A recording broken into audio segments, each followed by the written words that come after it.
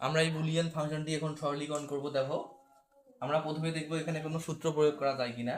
এখানে a plus B রয়েছে, এখানে a নট ইন্টু বি, তারপর কিন্তু বার রয়েছে, প্লাস রয়েছে বি, অর্থাৎ এখানে একটি সূত্র পড়বে ডি মর্গানের উপপাদ্য। তাহলে এখানে হচ্ছে গুণের উপর দেখো বার রয়েছে, তাহলে গুণের উপর যদি বার থাকে তাহলে গুণটা কি হয়, যোগ হয়, এবং বারটা পৃথক পৃথক হয়। তাহলে এখানে কি হবে, a প্লাস বি ইন্টু, এখানে এ কিন্তু বার আগেই ছিল, তাহলে আর একটা সূত্রের বার হবে, তাহলে কয়টা বার হবে, দুইটা বার, এ ডাবল বার ইন্টু, ইন্টুটা কি হবে প্লাস, প্লাস হলো বি বার, প্লাস বি, এই যে এই বি, ঠিক আছে। এরপর দেখো এখানে এ প্লাস বি ঠিক থাকবে, এখানে এ ডাবল বার, এ ডাবল বার মানে কি, ডাবল বার উঠে যায়, এখানে শুধু হবে A plus B bar plus B. আমরা একটা সূত্র দেখছি এরকম, X plus X bar equal হলো ওয়ান, ঠিক আছে। সেম ভাবে A plus A bar equal one, অর্থাৎ বি প্লাস বি বারের মান কত হবে, ওয়ান হবে। তাহলে এইটুকু অংশের মান কত হবে, ওয়ান।